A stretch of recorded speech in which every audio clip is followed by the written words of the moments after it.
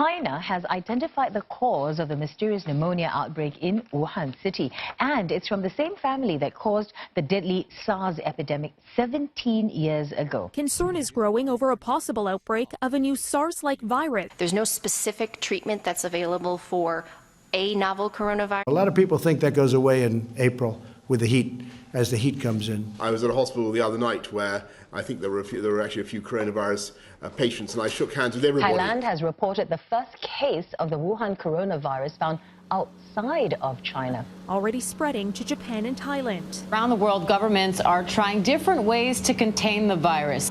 The first case of the deadly Chinese coronavirus making its way to the U.S. Within a couple of days is going to be down to close to zero. It's going to disappear. One day it's like a miracle. It will disappear. I will not say we have it under control. The first death from coronavirus. The Dow is now down nearly 900 points. The number of deaths surging in the U.S. In the U.S. In New York State alone, 562 deaths. It's just the last 20 hospitals now war zones. We're going to go through a very tough 2 weeks. 20.5 million Americans are out of work. It kind of feels like the rug just gets pulled out from under you. It's just a horror show. A lot of them are having a very hard time. I think that you didn't take it serious. You're still not taking it serious. I mean, it goes without saying that this is something different than any of us have ever taken care of before. I've been teaching 25 years. This As a has teacher. been the hardest, for sure, the most difficult time as a teacher. Yeah, the hardest thing was the track season, losing like 3.5 years of incredibly hard work. The last real global pandemic that anyone talks about is what's in 1918, and medical science has come a long way, and you don't expect that it's possible that something like that could happen. The biggest issue, the biggest problem with this virus is that we just know so little about it. But there was no hard science behind anything. So basically, you try whatever you can. There was no real rhyme or reason as to who got a mild case and who got very sick. We were getting these patients that were horribly sick, and their CAT scans looked unlike anything that we've ever seen. That's when I realized that this was really something bad. So definitely the students who are from the lower income, poverty level homes, where they don't have access to any support at home because the parents don't speak English and the parents are limited in their own language. So those students are suffering the most. I feel like it brings out a lot of inequities. My kids will be at least 3 months behind, if not more, after you add the summer in. Spring season, my goal was to win nationals in the steeplechase, and as a reach goal, I wanted to qualify for Olympic trials. It's hard when you work so hard for these very defined outcomes that you're reaching for, and then all of a sudden, like the very games change. This kind of season had guided my 4 years of like how I would do, what I would do socially, what I would do as a lifestyle, and then all of a sudden, none of that mattered. It was really tough to go through. Clearly, we weren't prepared for a pandemic of this magnitude. Within a very short period of time, it was very clear that those supplies didn't exist. They were already locking up all of this equipment, and you were given one mask, and you were going to use that mask. You usually just used it for one patient.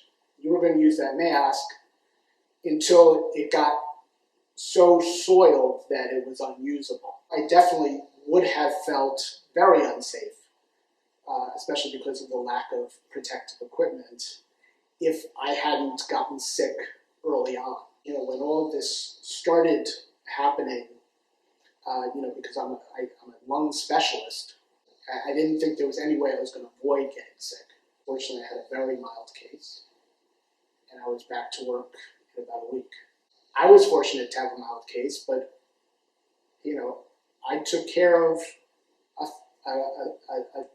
39-year-old nurse. I mean, he's 12 years younger than me, who was on a breathing machine for 40 days and had one of the worst cases I've ever seen. We had one person from housekeeping that got sick and died.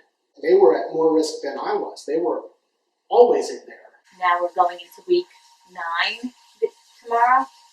We still have kids waiting to pick up their hotspot. A lot of the families can't get to the high school to pick up the free breakfast and lunch.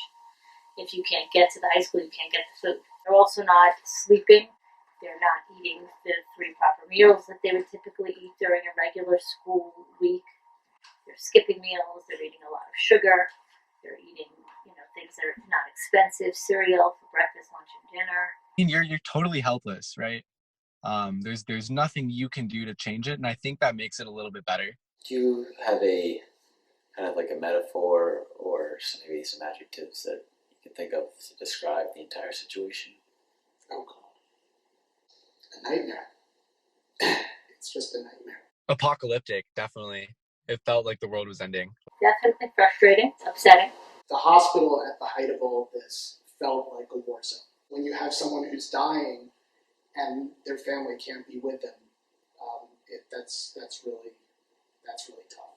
Clearly, our patients are going to have PTSD, but so many healthcare workers are going to have PTSD after this.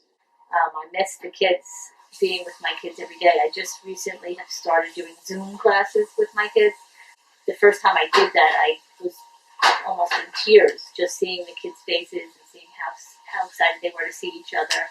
It didn't really hit me until I made eye contact with Jordan, my coach. And then he started tearing up. I started tearing up. I think I remember the words he said. He said, I'm gutted for our seniors.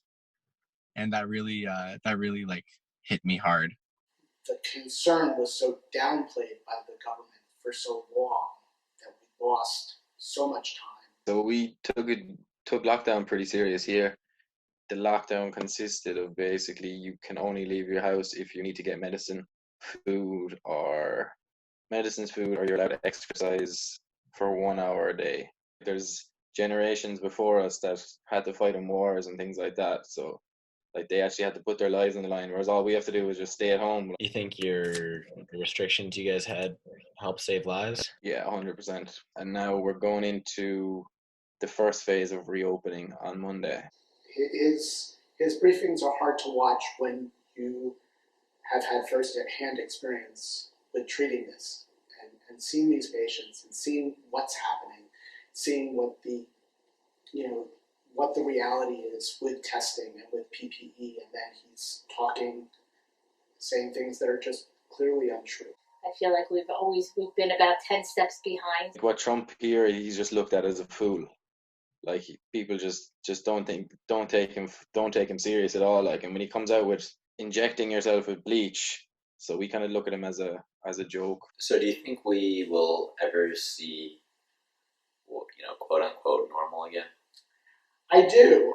I think that our best chance of that is with a vaccine. I hope we'll be back to normal, but I can't imagine we can go from where we are today to being where we were.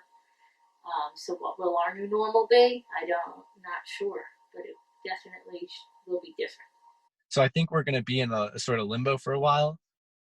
And then after that, I think that our society will change. I don't think it's going to ever go back to normal. Like, I think that people will be a lot more wary of like other people in their space. What could we do to prepare for something like this, or be better prepared for something like this in the future? We have to revisit after this and use it as a learning experience, how to meet the needs of all the districts. Communication would be the number one thing I think that we could learn to do better. Do you kind of see yourself right now as a hero? No. This is my job. This is what I've always done. This virus hit us hard. Through it, the wind will keep on blowing and the sun will keep on shining. It won't be easy to overcome this. We will be bruised and scarred, broken and beaten. Yet slowly but surely, with love and hope, we'll get back up together. It may seem impossible now, but there will be a day where we can look past this. The impact of this pandemic will always be present, but we will persevere through.